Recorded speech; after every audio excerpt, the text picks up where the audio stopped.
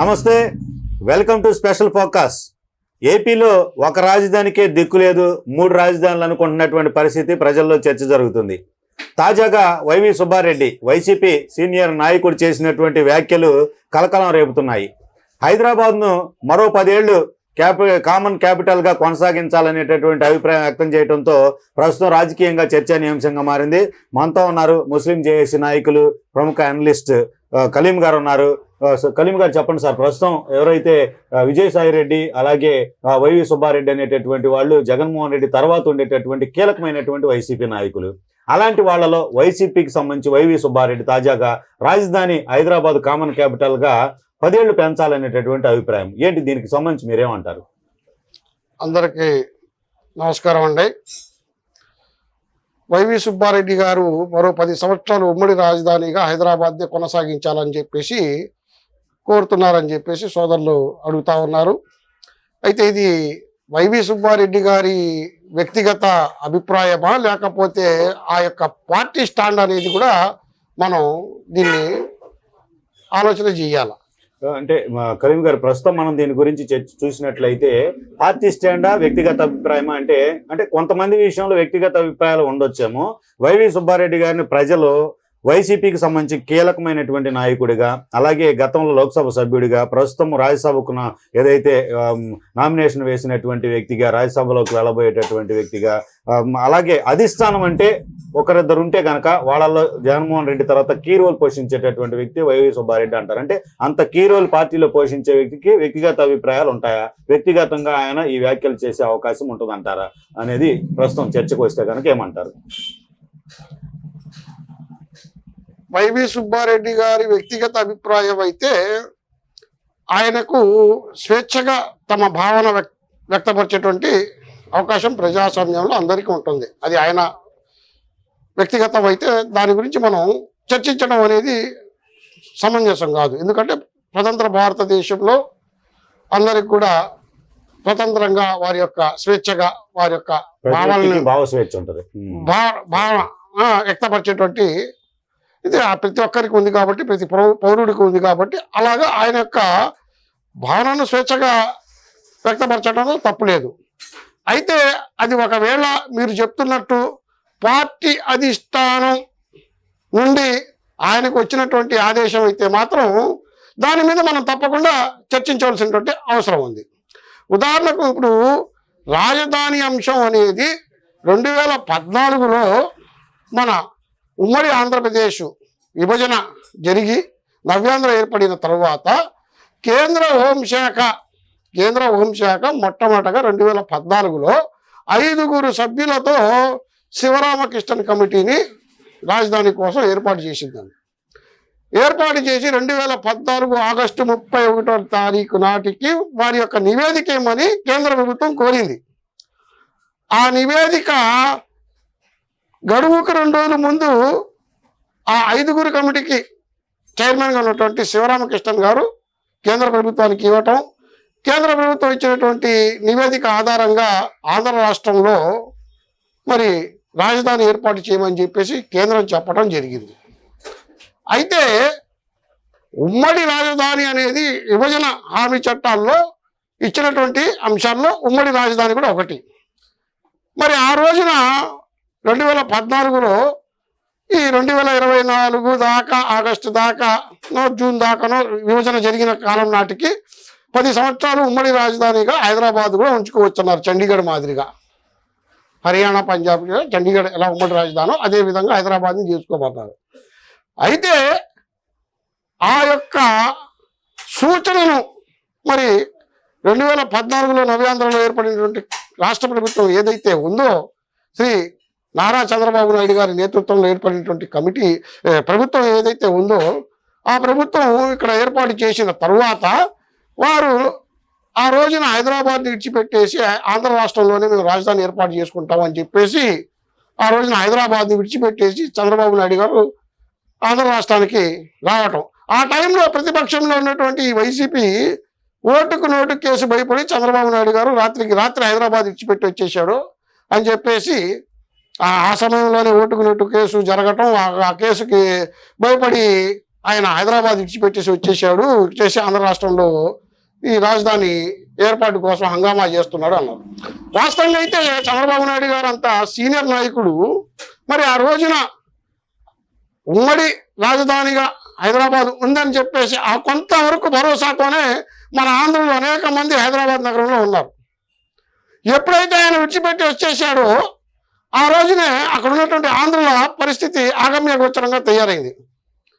అదే కానీ చంద్రబాబు నాయుడు గారు ఇప్పుడు దాకా విడిచిపెట్టి రాకుండా అక్కడే హైదరాబాద్లోనే ఉమ్మడి రాజధానిగా కొనసాగించి ఉండేటట్టయితే మన ఆంధ్ర రాష్ట్రానికి చెందినటువంటి మన ఆంధ్రులు అక్కడ నివాసం ఏర్పించుకునే వాళ్ళకు కొంత ధైర్యం ఉండేది. అక్కడ తెలంగాణ వాసులకు కూడా ఇది ఉమ్మడి రాజధాని, మీరేంది మేమేంది అందరం కలిసి ఉండేవాళ్ళం అని చెప్పుకోవడానికి ఒక అవకాశం ఉండేది. మరి చంద్రబాబు నాయుడు గారు చేసినటువంటి చర్య వల్ల ఆ అవకాశం కూడా కోల్పోయారు మన ఆంధ్రులు.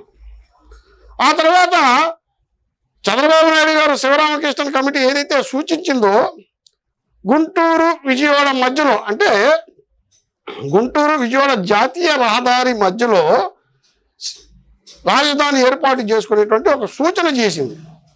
ఆ తర్వాత చంద్రబాబు నాయుడు గారు తన మంత్రివర్గంలోని సహచార మంత్రి అయినటువంటి నారాయణ గారి కమిటీ ఒకటి ఏర్పాటు చేశారు. మీకు ఐడియా ఉందండి? ఉంది సార్. నారాయణ గారి కమిటీ ఏర్పాటు చేసుకొని మరి ఆయన మంత్రివర్గంలో సహచరుడు కాబట్టి మరి వాళ్లకు ఇష్టం వచ్చినటువంటి విధంగా ఒక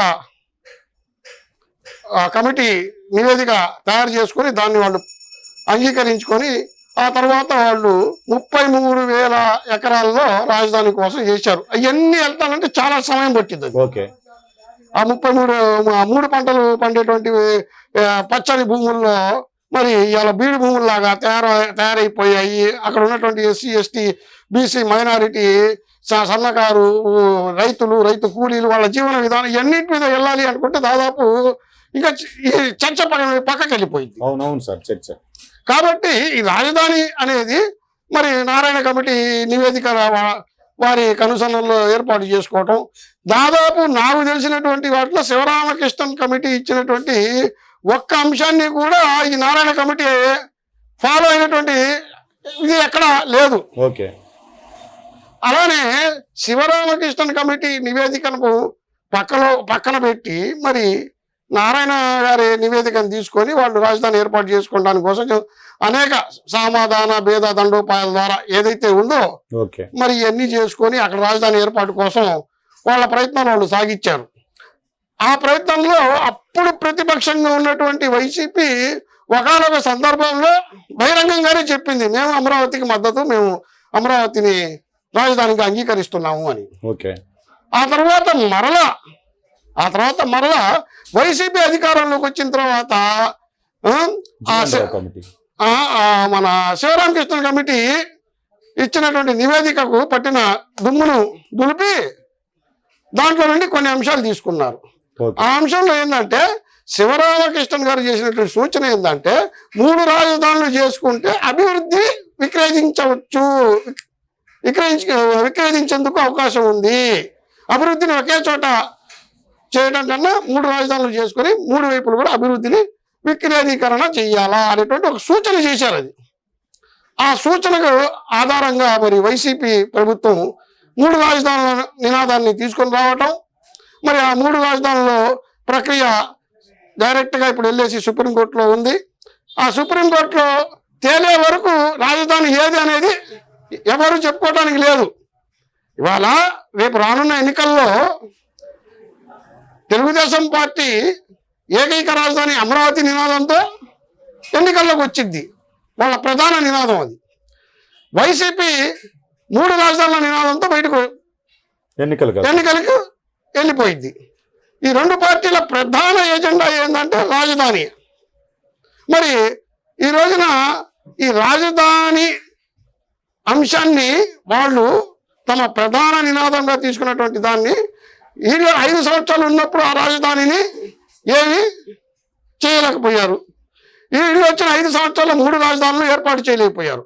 అయితే చిట్ట చివరికి వీళ్ళిద్దరూ సాధించింది ఏమీ లేదు. కానీ ఆంధ్ర రాష్ట్ర ప్రజలకి ఇప్పటికి కూడా రాజధాని లేకుండా పోయింది. ఇప్పటికి కూడా రాజధాని లేనిటువంటి పరిస్థితి భారతదేశంలో ఉన్నటువంటి రాష్ట్రాల్లో ఆంధ్ర రాష్ట్రానికి లేదు.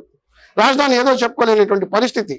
మరి ఈ సమయంలో ఉమ్మడి రాజధానిగా మరో 10 సంవత్సరాలు హైదరాబాద్ని కోరుకోవడం అంటే, ఇప్పుడు ఉమ్మడి ఆస్తిలో ఒక కుటుంబంలో ఉమ్మడి ఆస్తిలో అన్నదమ్ములు పంపకాలు. విడిపోయిన తర్వాత, పంపకాలు జరిగిపోయిన తర్వాత, ఆ పంపకాల్లో తమ్ముడి పంపకంలో అన్న వెళ్తే తమ్ముడు ఒప్పుకోడు, ఓకే, అన్న పంపకంలో తమ్ముడు వెళ్తే అన్న ఒప్పుకోడు.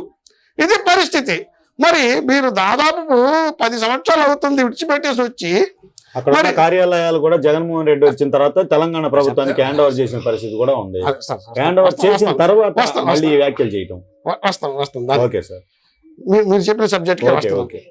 ఇప్పుడు అన్నదమ్ముల పంపకాల్లో వచ్చిన ఆస్తిలోనే వీళ్ళు వెళ్తే వాళ్ళు వెళ్తే వీళ్ళు ఒప్పుకునేటువంటి పరిస్థితి. మరి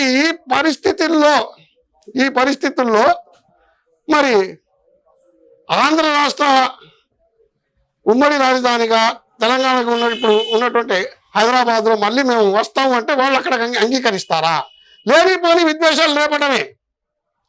ఇది లేనిపోని విద్వేషాలు రేపటమే.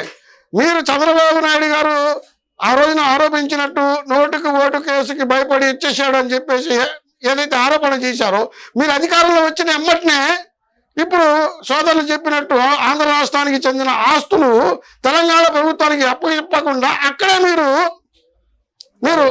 కార్యక్రమాలు ఇప్పుడు కనీసం అక్కడ శాసనసభను మనం పెట్టుకొని నిర్వహించుకొని ఇక్కడ అమరావతిలో సెక్రటరేట్ పరిపాలన చేసుకోవచ్చు. ఇప్పుడు శాసన పాలననేమో హైదరాబాద్ నుండి, ఇక్కడ పరిపాలన విభాగమేమో ఆంధ్రాలో చేసుకోవచ్చు. మరి అలా కాకుండా మీరు కూడా ఉమ్మడి రాజధాని అనేది మీరు అధికారంలో ఉన్న 4 సంవత్సరాలు 9 నెలల్లో ఏ రోజు నోరు తెరవని మీరు 3 రాజధానులే మా నినాదం అని ఇప్పటి వరకు వచ్చిన వాళ్ళు మరి ఉమ్మడి రాజధానిని మళ్ళీ తెర మీదకి ఎందుకు చేస్తా ఉన్నారు అనేది ఇక్కడ ప్రజలు ఆలోచిస్తా ఉన్నారు. మళ్ళీ ప్రజల్లో గందరగోళం కదా సార్.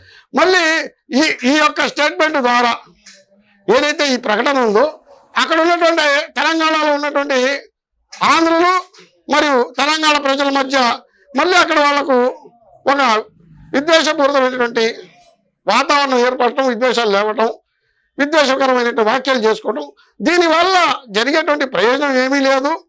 మరి ఉమ్మడి ఆంధ్రప్రదేశ్గా ఉన్నప్పుడు, తెలంగాణ విడిపోయినప్పుడు, హైదరాబాద్ని ఉమ్మడి రాజధానిగా చేసినప్పుడు, అప్పటి నుండి ఇప్పుడు దాకా మనం కొనసాగి ఉంటే మనకు ఒక నైతిక అర్హత ఉండేది కేంద్ర ప్రభుత్వానికి అడగటానికి. ఏమంటే మేము 10 సంవత్సరాలు ఉన్నాం, ఇంకో 10 సంవత్సరాలు మాకు ఇవ్వండి అని.